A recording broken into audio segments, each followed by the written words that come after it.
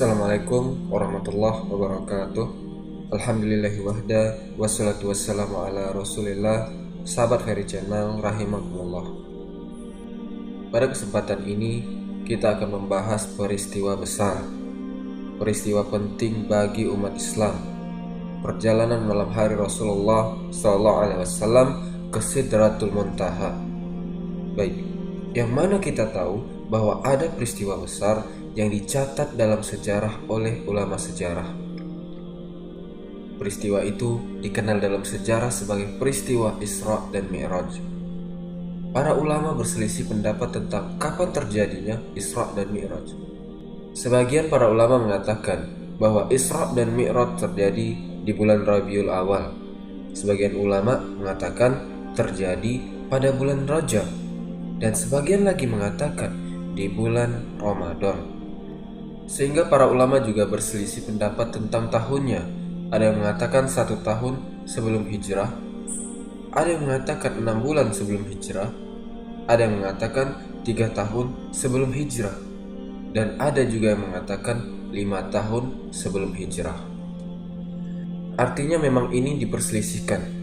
Walaupun yang masyhur di lisan-lisan manusia bahwa Isra dan Mi'raj itu terjadi pada bulan Rajab.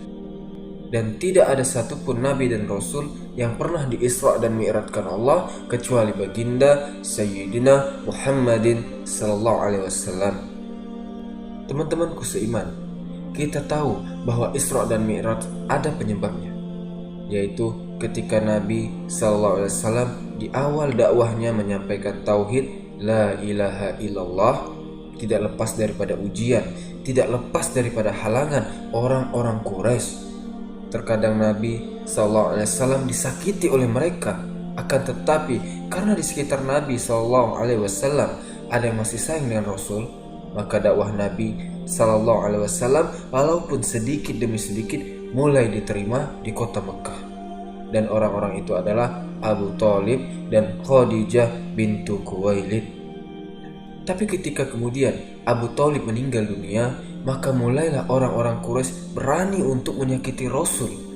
Bahkan orang yang paling rendah mereka berani meletakkan tanah di kepala Nabi SAW, karena sudah tidak ada lagi yang melindungi Rasul. Kemudian setelah 2 bulan Abu Thalib meninggal dunia, qadarullah Khadijah istri tercintanya juga meninggal dunia. Subhanallah, makanya tahun itu disebutkan Amul Hazni, tahun kesedihan, karena Rasul ditinggal oleh 2 manusia yang paling berjasa dalam dakwahnya. Dari sinilah kemudian Allah Subhanahu wa taala menurunkan surah Yusuf, seolah-olah Allah Subhanahu wa taala ingin menghibur Rasul, sebagaimana dahulu Yusuf dizolimi oleh saudara-saudaranya, dimasukkan ke dalam sumur, kemudian dipungut oleh para pedagang, kemudian dijual ke Mesir. Belakangan Allah takdirkan yang beli adalah Al-Aziz, menterinya Mesir, dan berakhir Nabi Yusuf menjadi bendaharawan negeri Mesir. Seolah-olah Allah ingin mengatakan bahwa walaupun pamanmu meninggal dunia, walaupun Khadijah meninggal dunia, lihatlah Yusuf alaihissalatu wassalam, dia tetap tegar dalam menghadapi dakwah yang ia hadapi dengan kaumnya. Maka turunnya surah Yusuf ini menenangkan hati Rasul. Dari situlah kemudian Nabi SAW mulai mencari area untuk berdakwah di tempat yang baru, karena di Mekah sudah tidak bisa lagi berdakwah. Maka Nabi SAW berjalan kaki sejauh 60 mil mengarah ke daerah yang disebut dengan Taif. 10 hari Rasul berdakwah di Taif, dari kampung ke kampung, dari rumah ke rumah. Tapi subhanallah, ujian kedua menimpa Rasul, karena orang-orang Taif juga kurang lebih dengan orang-orang yang ada di Mekah. Bahkan sebagian pembesar mereka mengatakan, "Ya Muhammad, jikalau betul kalau Allah mengutus kau menjadi nabi dan rasul, akan kurobek-robek kiswah Ka'bah." Sebagian mereka mengatakan, "Kenapa Allah mengutus Anda wahai Muhammad? Bukankah orang yang mulia sekelas Abu Jahal, sekelas Abu Sufyan, sekelas Umayyah, mereka lebih berhak menjadi rasul dibandingkan dirimu?" Intinya Nabi SAW ditolak dakwahnya di Taif. Akhirnya Nabi SAW dilempari batu sejauh 3 mil sampai Rasul keluar dari Taif. Subhanallah, ketika Nabi SAW keluar dari Taif, Rasulullah sedih, dakwahnya ditolak, tidak ada yang mau menerima dakwah Nabi kecuali sahabat-sahabat Nabi. Akhirnya Nabi berhari-hari di perbatasan kota Mekah. Disinilah Allah Subhanahu wa Ta'ala kirim satu utusan, bukan malaikat, bukan juga manusia. Utusan itu dari kalangan jin. Rupanya ketika manusia menolak dakwah Nabi SAW, di waktu yang sama jin menerima dakwah Rasul. Ketika Rasul lagi sholat di kebun kurma di perbatasan kota Mekah, datang rombongan jin dari Yaman. Kemudian mendengar Rasul sedang membaca Al-Quran dan mereka tertarik dan beriman kepada Allah. Akhirnya jin-jin ini pulang ke Yaman mendakwahi dakwah Islam. Ribuan jin Yaman masuk Islam. Subhanallah. Kemudian setelah itu Nabi SAW berusaha mencari perlindungan. Maka Nabi SAW berhasil kembali ke kota Mekah dengan hati yang sempit sampai Allah mengatakan, Qad na'lamu annaka yadiku sadruka bima yakulun. Allah berfirman, sesungguhnya kami tahu wahai Muhammad hatimu sesak, dadamu sempit terhadap apa yang mereka katakan kepada dakwahmu. Maka ketika Nabi SAW hampir berputus asa dalam berdakwah, di malam hari inilah ketika Nabi SAW sedang tertidur lelap, tiba-tiba Jibril datang dari langit menembus atap rumah Rasul. Ada yang mengatakan ketika itu Rasul sedang berada di dalam rumah Ummu Hani. Jibril mengatakan, Kum ya Muhammad, bangun ya Muhammad. Maka Nabi SAW bangun. Tiba-tiba ada dua malaikat membelah dada Nabi SAW, mengambil jantungnya, kemudian meletakkan di bejana emas dari sorga dan dicuci dengan air zam-zam, kemudian dimasukkan iman dan hikmah dan dikembalikan lagi ke dalam jasadnya. Inilah pembelahan dada yang kedua. Setelah Nabi SAW dahulu ketika waktu kecil pernah juga dibelah dadanya dalam pangkuan Halimah Sa'diyah. Kenapa Nabi dibelah dadanya kembali? Disucikan jantungnya. Ada apa ini? Rupanya Nabi SAW disiapkan oleh Allah akan sebuah peristiwa besar yang akan dikenal oleh umat manusia. Satu-satunya manusia yang akan melebihi derajat malaikat, bahkan seluruh makhluk ciptaan Allah. Rupanya Rasul disiapkan untuk perjalanan besar, perjalanan Isra dan Mi'raj. Karena Rasul akan diperlihatkan kekuasaan yang besar, maka Rasul harus dipenuhi dengan keimanan, dipenuhi dengan hikmah, supaya dia mampu untuk mengambil pelajaran dari apa yang akan dilihat selama dalam perjalanan. Mulailah Nabi SAW diajak oleh malaikat Jibril keluar rumah. Rupanya Allah sudah menyediakan satu binatang namanya buraq. Buraq ini lebih kecil dibandingkan bighal dan lebih besar dibandingkan khimar. Maksudnya lebih kecil daripada kuda tapi lebih besar daripada keledai, dan memiliki perawakan yang panjang berwarna putih. Kalau datang malam hari, buraq ini bercahaya. Dan dalam hadis Bukhari, sekali langkah sejauh mata memandang. Itulah buraq. Buraq itu kuda biasa, tapi itu tunggangannya para nabi. Ketika Nabi SAW hendak menunggangi buraq, karena buraq ini kan tidak pernah ditunggangi Rasul. Ibaratnya teman-teman naik kuda ini tidak pernah ditunggangi siapapun. Kira-kira kuda ini mau nggak? Pasti nggak mau. Pasti dia akan bergerak-gerak risih. Maka buraq pun sama. Sehingga malaikat Jibril marah kepada buraq dan mengatakan, Ya buraq, wallahi ma rakibah. Tidaklah seorang menunggangi kamu akram minhu, lebih mulia daripada dia. Maksudnya Nabi SAW. Barulah kemudian buraq tenang. Maka Nabi SAW kemudian naik dan melesat bersama Jibril menuju Palestina. Ada yang mengatakan sebelum sampai Palestina, Rasul singgah di dua tempat. Pertama Baitul Lahmin, tempat lahirnya Isa ibn Maryam, dan yang kedua Bukit Saina, tempat Musa mendapatkan Taurat. Makanya Allah bersumpah di dalam Al-Quran, Wattini, Wazzaitun, Waturi Sinina, Wahazal Baladil Amin. Demi buah tin di mana? Di Irak. Wazzaitun, demi buah zaitun. Zaitun di mana? Di Syam. Wa Turi Sinin, Tursina di mana? Bukit Sainah di Mesir. Wa hadzal baladil amin, dan ini negeri yang aman, yaitu Makkah. Allah bersumpah dengan 4 tempat, dengan Mesir, dengan Irak, dengan Syam, dan dengan Makkah. Kenapa yang dijadikan sumpah 4 tempat ini? Karena hanya di 4 kota ini seluruh para nabi turun dan tidak pernah turun di luar kota ini. Sebut saja Irak, di situ ada Nabi Nuh. Makanya Nabi Nuh bersandar di Bukit Judi. Bukit Judi berada di Irak. Kemudian Syam, seluruh nabi-nabi Bani Israel turun di Syam dan diakhiri dengan kenabian Nabi Isa bin Maryam. Kemudian Mesir, di sana ada Nabi Musa karena Fir'aun itu di Mesir. Dan di Mekah ada Nabi kita yang mulia alaihi salatu wassalam. Lah, Nabi ini melewati tempat-tempat yang dijadikan sumpah dalam Al-Quran. Barulah kemudian Nabi SAW sampai di Palestina. Sesampainya di Palestina, maka Nabi SAW mengikat buraq di tembok, yang sekarang tembok itu dikenal dengan tembok ratapan orang-orang Yahudi. Kemudian setelah itu Nabi SAW masuk ke Masjidil Aqsa, masjidnya para nabi dan rasul. Al-Aqsa merupakan kiblat pertama kaum muslimin sebelum mengarah kiblat ke Baitullah Al-Haram. Yang mana kita tahu Masjid Al-Aqsa dibangun oleh Nabi Sulaiman alaihissalam, dan yang mendirikan Masjid Nabawi dan Masjidil Haram Nabiullah Ibrahim alaihissalam. Kemudian setelah Nabi SAW mampir di Baitul Maqdis, maka tiba-tiba Nabi SAW ditawari 2 minuman oleh Jibril, 1 susu dan 1 khamar. Subhanallah, Rasul mengikuti fitrahnya, diambil susu dan dibuang khamar. Padahal ketika itu khamar belum dilarang untuk diminum. Makanya Jibril mengatakan, sungguh engkau telah mencocoki fitrah, engkau akan diberikan hidayah dan umatmu juga diberikan hidayah. Maknanya bahwa Rasul dan umatnya akan senantiasa diarahkan kepada fitrah.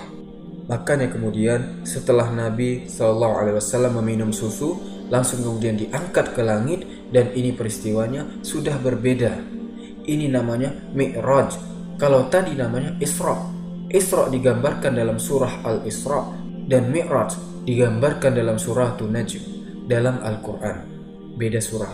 Mulailah Nabi SAW naik ke atas langit bersama Jibril. Sesampainya di atas langit pertama, ketika itu Jibril mengetuk pintu langit. Maknanya bahwa langit itu memiliki pintu. Makanya di sini ada pertanyaan besar. Kenapa Nabi tidak langsung naik dari Mekah langsung ke Sidratul Muntaha? Kenapa mesti lewat Palestina? Kan bisa saja langsung dari Mekah naik ke atas langit. Kenapa? Karena pintu langit itu harus lewat Baitul Maqdis. Makanya Rasul naik dari situ dan turunnya juga di situ. Kemudian Nabi diangkat dari Baitul Maqdis sampai ke langit pertama. Maka malaikat penjaga langit mengatakan, "Man, siapa kamu?" Kata Jibril, "Ana Jibril." "Waman ma'akas, siapa yang bersamamu?" Kata Jibril, "Muhammad sallallahu alaihi wasallam." "Awaqad uhiya ilai?" Apakah dia sudah diutus Allah? Kata Jibril, "Na'am, ya." "Kalau begitu, kubukakan pintu langit." Ketika dibuka pintu langit pertama, rupanya pertama kali Rasulullah sallallahu alaihi wasallam melihat sosok bapaknya, Adam alaihi salatu wassalam. Adam itu tingginya 60 hasta atau 30 meter, lebarnya 7 hasta atau 3,5 meter. Adam itu besar, dan nanti kita juga akan seperti Adam. Ketika orang masuk surga, juga nanti yang laki-laki bentuk kita akan seperti Adam, tingginya 30 meter, lebarnya 3,5 meter. Seluruh penduduk surga seperti itu. Ketika itu Nabi SAW diminta Jibril, "Ya Muhammad, salim ala abih." "Wahai Muhammad, ucapkan salam kepada bapakmu." Maka Rasul mengatakan, "Assalamu alaika ya Adam." "Keselamatan bagi engkau wahai Adam." Maka Adam mengatakan, "Marhaban bin nabiyyin saleh wa benin saleh." "Selamat datang wahai nabi yang soleh dan anakku yang soleh." Ketika itu Rasul melihat Adam menangis. Ketika Adam melihat ke arah kiri, beliau menangis. Ketika Adam melihat ke arah kanan, Adam tersenyum. "Ada apa ini?" Rupanya ketika Adam melihat ke kiri, karena dia melihat ruh-ruh dari umatnya yang divonis masuk neraka. Adapun ketika dia melihat ke kanan, ada ruh-ruh yang divonis masuk surga. Artinya keturunan Nabi Adam itu tidak semuanya masuk neraka dan tidak semua masuk surga. ada yang masuk surga dan ada yang masuk neraka. Kemudian setelah itu Nabi SAW naik ke atas langit kedua. Disinilah Nabi bertemu dengan Nabiullah Isa ibn Maryam dan Yahya bin Zakaria. Maka kemudian menyampaikan salam kepada keduanya. Kemudian Rasul naik lagi ke langit ketiga bertemu dengan Nabi Yusuf alaihissalam. Kata Nabi SAW, Yusuf itu diberkahi oleh Allah karena diberikan separuh ketampanan Adam. Makanya di zaman Nabi Yusuf diutus, wanita-wanita yang melihat Nabi Yusuf sampai tidak terasa memotong-motong tangan mereka saking melihat ketampanannya Yusuf. Tapi kalau perempuan ialah Siti Sarah. Siti Sarah itu wanita tercantik dunia karena mewarisi separuh kecantikan Hawa. Kemudian setelah mendapatkan Nabi Yusuf di langit ketiga, Rasul naik lagi ke langit keempat. Di langit keempat Rasulullah berjumpa dengan Nabiullah Idris dan Rasul membacakan ayat wa rafa'nahu makanan aliyya, dan kami angkat Idris ke langit keempat. Satu-satunya nabi yang meninggal di langit hanya Idris alaihissalam. Kemudian naik lagi ke langit kelima. Disinilah berjumpa dengan Nabiullah Harun.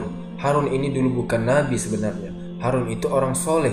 Yang mengangkat dia nabi itu adalah Nabi Musa alaihissalam. Karena Musa itu pelat ngomongnya, maka Nabi Musa berdoa, Rabbis rahli sadri wa yassirli amri wahlul 'uqdatam min lisani yafqahu qawli. Ini doanya Nabi Musa ini. Pelat Nabi Musa itu tidak pandai ngomong. Sementara Harun, abangnya ini pandai, orator. Sementara dia menghadapi Fir'aun harus pandai bicara. Ketika melihat abangnya pandai ngomong, orator, maka Musa meminta kepada Allah untuk diangkat Harun menjadi nabi. Maka Allah angkat Harun menjadi nabi karena permintaan Nabiullah Musa. Karena yang dihadapinya ini Fir'aun. Makanya kemudian Harun diangkat menjadi nabi. Kemudian naik lagi ke langit ke-6. Disinilah berjumpa dengan Nabi Musa alaihissalam. Musa ketika itu menangis ketika melihat Rasul. Ketika ditanya oleh malaikat, kenapa engkau menangis wahai Musa? Kata Musa, demi Allah, Allah telah mengutus anak muda di akhir zaman, tetapi umatnya lebih banyak masuk surga dibandingkan umatku, kata Nabi Musa. Padahal aku sudah berusaha mengajak Bani Israel sebanyak-banyaknya. Rupanya umat orang ini lebih banyak dibandingkan umatku. Cemburu Nabi Musa. Kemudian naik ke langit ketujuh, ke langit terakhir, berjumpa dengan Nabi Ibrahim alaihissalam. Ibrahim itu yang paling mirip dengan Nabi wajahnya. Ya namanya kakeknya. Ibrahim itu kan kakeknya. Ibrahim punya dua orang anak. Satu namanya Ismail, satu namanya Ishak. Ishak punya anak namanya Yakub. Yakub itu namanya Israel. Maka seluruh keturunan Yakub disebut Bani Israel. Kemudian dari Hajar lahirlah Ismail. Dari keturunan Ismail tidak ada yang menjadi nabi sampai lahirlah Nabi kita yang mulia, Nabi Muhammad sallallahu alaihi wasallam. Maka dari sini kalau akhir daripada nabi-nabi Bani Israel kembali kepada Isa bin Maryam, kalau akhir dari arah Ismail lahirlah Muhammad sallallahu alaihi wasallam. Maka di sini ada dua jalur, semuanya sampai kepada Nabiullah Ibrahim alaihissalam. Dan yang paling mirip wajahnya dengan Nabi Ibrahim ialah Rasul kita yang mulia sallallahu alaihi wasallam. Ketika itu Ibrahim sedang bersandar di tiang Baitul Maqmur. Baitul Maqmur adalah Ka'bahnya malaikat. Nabi melihat setiap hari malaikat yang tawaf di Baitul Maqmur itu jumlahnya 70.000. Jadi datang 70.000 malaikat masuk Baitul Maqmur, kemudian tawaf di situ, kemudian keluar dan tidak pernah kembali. Besoknya datang lagi 70.000 lagi malaikat masuk ke Baitul Maqmur, kemudian tawaf, kemudian keluar dan tidak balik lagi. Begitu setiap harinya. Makanya Allah mengatakan, "Wa ma ya'lamu junuda rabbih ilahi." Tidak ada yang tahu jumlahnya malaikat kecuali Allah, saking banyaknya. Kenapa Ibrahim bersandar di Ka'bahnya malaikat? Sebagaimana Ibrahim telah membangun Ka'bah di dunia, maka Allah muliakan dengan Ka'bah malaikat yang ada di langit. Itulah Ibrahim alaihissalam. Pertanyaan, para nabi itu kan banyak, ya? Ada para nabi itu disebutkan dalam hadis yang dikeluarkan Al-Imam At-Tabrani dari hadis Abi Dzar Al-Ghifari radhiyallahu anhu, bahwa jumlah para nabi itu ada 124.000 dan jumlah rasul itu 315. Tapi yang kita kenal 25 nabi dan rasul. Itu yang kita kenal yang disebutkan dalam Al-Quran. Pertama di surah Al-An'am 18 nama, dan lebihnya tersebar di beberapa ayat di dalam Al-Quran sehingga jumlahnya 25 nabi. Lah, di sini teman-teman, kenapa dalam peristiwa Isra ini kenapa tidak berjumpa dengan umpamanya Nabi Soleh, atau umpamanya Nabi Syuaib, atau umpamanya Nabi Zulkifli, atau nabi-nabi yang lainnya? Kenapa cuma nabi-nabi ini saja? Ternyata ada hikmah di balik pertemuan nabi-nabi yang dipilih Allah untuk berjumpa dalam setiap langit. Karena nabi-nabi yang dipilih ini adalah nabi-nabi yang paling banyak cobaan ketika berdakwah. Seolah-olah nabi diperlihatkan, kamu jangan sedih, orang-orang Quraisy menolak kamu, orang-orang kafir menolak kamu. Nih, nabi-nabi yang kau temui juga sama nasibnya. Sehingga menetapkan hati Rasul. Yang mana kita tahu Nabi Yusuf dibuang oleh saudara-saudaranya jadi budak sampai ke Mesir. Terus kita lihat Nabi Musa dikejar-kejar Fir'aun. Kemudian bagaimana Nabi Ibrahim alaihissalam dibakar oleh Namrud. Makanya kemudian menjadi penghibur Rasul. Sebagaimana engkau diganggu dakwahmu hai Muhammad, nabi-nabi yang kau temui itu kurang lebih sama juga. Maka menjadi tenanglah Nabi Muhammad SAW dalam peristiwa Isra dan Mi'raj ini. Maka kemudian Rasul naik lagi. Setelah Rasul kemudian ke Baitul Ma'mur, mulailah kemudian Jibril mengajak Rasul ke Sidratul Muntaha. Disinilah Rasul melihat Jibril dalam bentuk aslinya. Laqad ra'ahu nazlatan ukhra inda sidratil muntaha indaha jannatul ma'wah. Sungguh Rasul melihat Jibril dalam bentuk asli kedua kalinya. Pertama ketika menyampaikan wahyu, diangkatnya Rasulullah menjadi nabi di Gua Hira. Kemudian Rasul melihat kedua kalinya ketika peristiwa Mi'raj di Sidratul Muntaha. Tiba-tiba malaikat Jibril membuka bentuk aslinya memiliki 600 sayap. Yang satu sayap terbentang antara terbit matahari sampai terbenamnya, saking besarnya itu. Makanya ketika Jibril menghancurkan negeri Sodom, negeri liwat, negerinya LGBT, itu cukup dengan satu sayap ditancapkan ke negeri Sodom, dipotong, kemudian diangkat ke langit, kemudian ditumpahkan, kemudian dibanting, kemudian dihujani batu. Maka kemudian setelah itu Nabi SAW masuk ke tempat yang Jibril tidak bisa masuk di situ. Hanya Nabi SAW, satu pohon yang sangat besar yang disebut dengan sidrah. Sidrah itu artinya pohon bidara, pohon yang sangat besar yang ada di langit. Dan Nabi sampai mengatakan, demi Allah, saking indahnya pohon itu penuh dengan emas. Aku tidak bisa mensifatkan kepada kalian saking indahnya pohon itu. Karena itu pohon surga. Surga itu indah. Kenapa disebut muntaha? Muntaha itu artinya ujung sesuatu, di mana tidak ada lagi di atas itu namanya muntaha. Karena seluruh ilmu makhluk, baik malaikat, baik jin, baik manusia, berakhir di sini. Sampai di sini ilmu makhluk itu. Karena di atas sudah ilmu Allah, sudah gaib bagi mereka.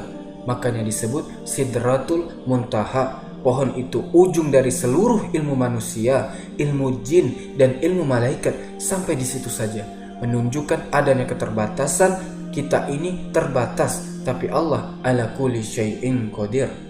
Teman-teman, apa yang diperoleh oleh Nabi SAW di sini? Disinilah Nabi SAW berdialog dengan Allah bila turjuman, tanpa penerjemah. Dan dalam sejarah hanya ada 3 Nabi yang pernah diajak bicara oleh Allah tanpa ada perantaranya Jibril. 1 Adam alaihissalam, kedua Nabi Musa alaihissalam, dan ketiga Rasul kita yang mulia alaihi salatu wassalam. Ini 3 nabi saja yang pernah diajak bicara tanpa perantara. Adam di surga, Nabi Musa di Bukit Saina ketika mendapatkan Taurat, dan Rasul kita ketika mendapatkan mandat diwajibkan sholat 5 waktu, di mana di Sidratil Muntaha. Subhanallah. Di antara faedah sholat itu satu-satunya ibadah yang diwajibkan di langit.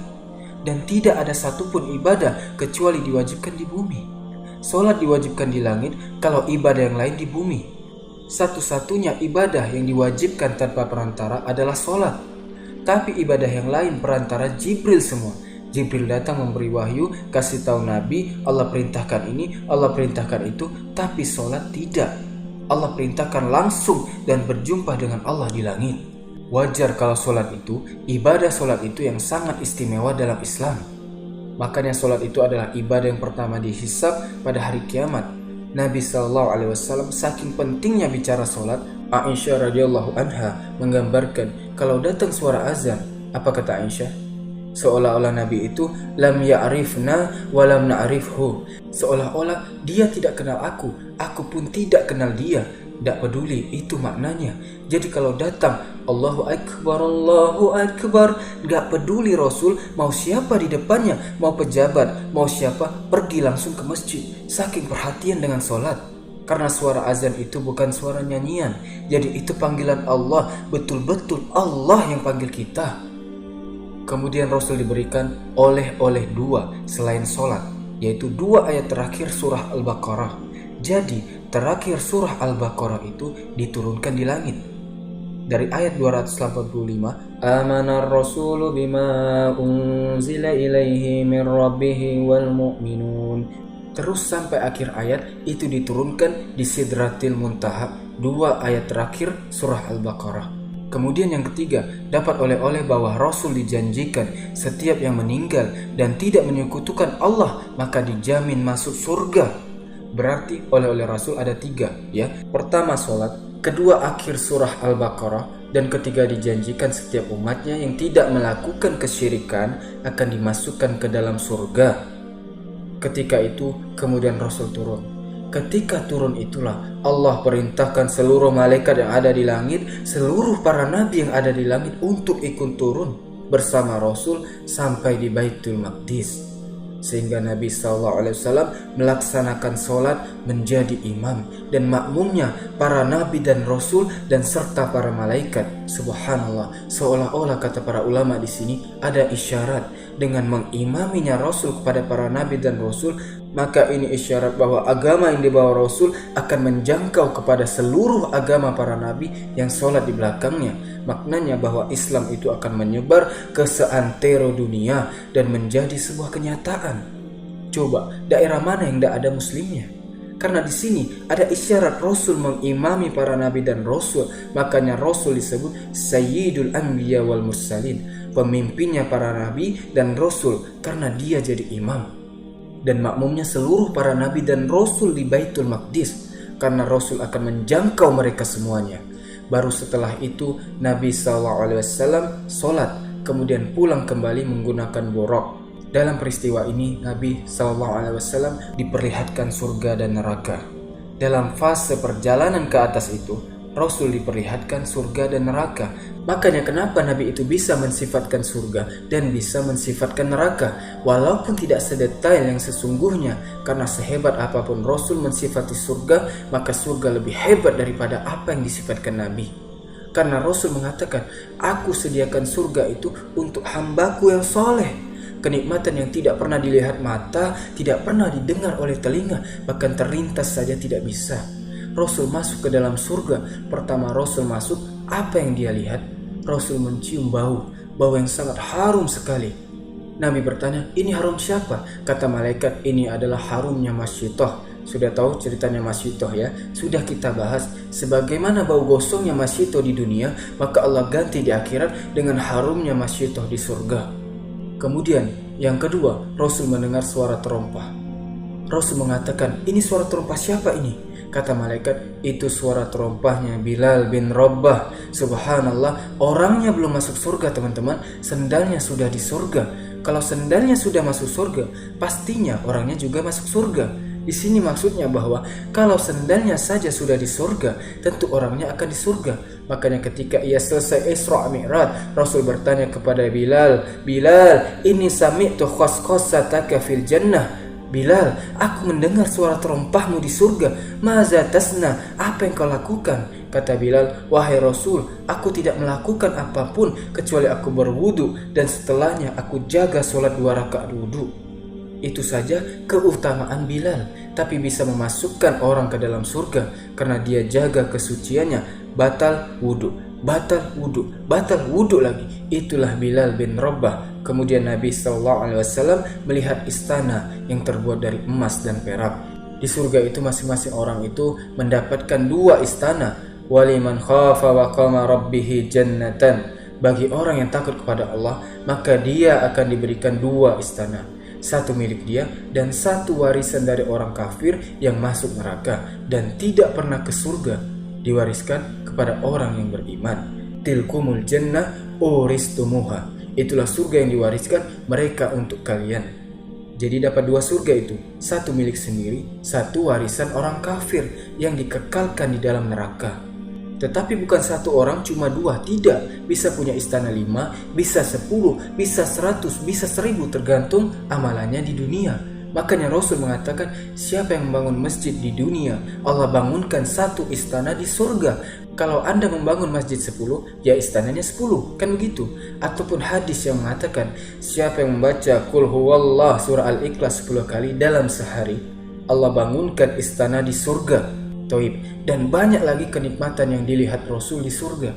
Kemudian Rasul juga diperlihatkan neraka. Salah satu yang diperlihatkan, ada orang yang kukunya dari besi, kukunya mencakar-cakar mukanya. Rasul heran, mahazan, ada apa ini? Subhanallah, mahazan, apa ini? Maka Jibril mengatakan, itulah orang-orang yang ketika di dunia mereka suka melakukan ghibah. Mereka mencaci maki pada kehormatan manusia. Seperti itu, dan ghibah itu artinya menceritakan saudaranya, dan kalau saudaranya dengar itu tidak suka. Maknanya di sini, walaupun cerita kita baik, kalau dia tidak suka itu ghibah namanya.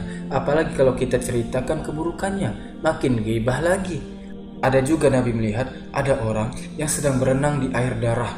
Setiap ke pinggir, kemudian dibuka mulutnya, dimasukkan batu. Setiap ke pinggir dimasukkan batu mulutnya, sebagaimana riwayat Samurah bin Jundub dalam Sahih Bukhari. Rupanya ketika ditanyakan, siapa itu wahai Jibril? Kata Jibril, itu adalah para pemakan riba. Ada juga orang yang sedang berdiri, kemudian dipaksa nganga mulutnya, dibuka, tiba-tiba dimasukkan api, dikasih makan api. Kemudian ditanya, ini siapa wahai Jibril? Kata Jibril, inilah pemakan harta anak yatim. Makanya Allah mengatakan, orang-orang yang memakan harta anak yatim, hakikatnya dia memasukkan api ke dalam perutnya. Dan banyak lagi, subhanallah. Intinya bahwa Nabi diperlihatkan neraka dan surga. Kemudian setelah Nabi SAW melakukan perjalanan Isra dan Mi'raj, Rasul kembali ke Mekah. Sesampainya di Mekah, Nabi SAW tertidur sebentar karena memang lelah letih. Kemudian Rasul terbangun di pagi hari, tiba-tiba lapang dadanya, subhanallah. Yang tadinya sempit, yang tadinya sesak, yang tadinya hampir putus asa berdakwah, hanya separuh malam melakukan perjalanan, besok harinya sudah lega. Alam nasroh laka sodrak. Bukankah kami telah lapangkan dadamu wahai Muhammad? Dadanya lapang, siap berdakwah Rasul. Kemudian dia ngomong sama Ummu Hani, wahai Ummu Hani, izinkan aku akan kisahkan ini kepada orang-orang Quraisy. Kata Ummu Hani, ngapain wahai Rasul? Orang-orang tidak akan percaya sama kamu. Bagaimana mungkin perjalanan 1 bulan dari Mekah ke Baitul Maqdis kau tempuh hanya beberapa waktu di malam hari? Bagaimana mungkin perjalanan ribuan tahun sampai ke Sidratil Muntaha engkau bisa melakukan hanya separuh malam? Apa kata orang? Tidak usah diceritakan. Tapi Rasul bilang, tidak, ini harus diceritakan. Akhirnya Nabi keluar ke Ka'bah. Baru sampai di Ka'bah, dia duduk. Pertama yang lewat siapa? Abu Jahal. Ini yang pertama kali lewat. Abu Jahal nampaknya ketemu Rasul ini ada yang mau disampaikan. Didekati sama Abu Jahal dan mengatakan, Masa'nuka ya Muhammad, hai Muhammad, nampaknya ada yang mau disampaikan nih. Ada apa ya? Makanya Nabi SAW mengatakan, semalam saya begini, macam-macam. Abu Lahab langsung serius dan mengatakan, ya Muhammad, bagaimana kalau seandainya aku fasilitasi kamu, kukumpulkan manusia, kau ceritakan apa yang sudah kau ceritakan kepadaku. Aku yang kumpulkan semuanya. Istiza, mengolok-olok Rasul. Karena Abu Jahal paham, tidak mungkin ada orang yang percaya, yang ada justru akan menjelek-jelekkan Rasulullah. Kata Abu Jahal dengan seriusnya, biar saya kumpulkan manusia katanya. Oh, mantap Abu Jahal nih. Tapi bukan untuk kebaikan, memang sengaja untuk menghina Rasul. Maka Abu Jahal berteriak-teriak, wahai Bani Ka'ab, wahai Bani Fulan, kemari berkumpul. Karena yang manggil tokoh masyarakat, pemimpin seluruh orang Quraisy kumpul. Kata Abu Jahal, ya Muhammad, habarkan cerita yang kau ceritakan kepadaku semalam. Habarkan kepada mereka, janjimu kau akan bercerita kepada mereka. Ini orang sudah berkumpul semuanya. Akhirnya Rasul bercerita kepada mereka bahwa semalam saya begini, subhanallah. Seluruh orang tiba-tiba tertawa, saking kehabisan tertawanya sampai mereka pukul-pukul kepala mereka. Disinilah Rasul mendapatkan ujian sahabat-sahabat yang baru masuk Islam kemudian murtad balik. Karena apa? Ini aneh Nabi ini. Makin kesini makin aneh ngomongnya. Akhirnya satu persatu yang sudah masuk Islam keluar murtad lagi. Kalau orang musyrik sudah tidak karuan, makin membuat tuduhan. Lihat tuh Nabi Muhammad gila, buat cerita aneh-aneh. Lah, ketika itu Abu Bakar tidak ada di situ, sehingga orang-orang heran dan mengatakan, "Ya Muhammad, di mana saudaramu Abu Bakar? Biasanya kalau engkau berdakwah ada di sampingmu Abu Bakar. Di mana dia?" Akhirnya kemudian dicarinya Abu Bakar, sudah ketemu Abu Bakar. "Wahai Abu Bakar, kau tahu apa yang terjadi di sana? Lihat saudaramu si Muhammad itu ngacau. Dia cerita begini dalam satu malam." Abu Bakar langsung bangkit dan mengatakan, "Wallahi, demi Allah, kalau seandainya ada peristiwa yang lebih mustahil yang terjadi pada Rasulullah, maka aku orang yang pertama kali membenarkannya." Masya Allah. Dari sini disematkan kalimat As-Siddiq, di belakangnya nama Abu Bakar. Karena dia membenarkan peristiwa yang didustakan seluruh manusia, makanya wajar kalau Abu Bakar disebut Abu Bakar As-Siddiq. Siddiq itu artinya pembenar ketika manusia mendustakan Rasul.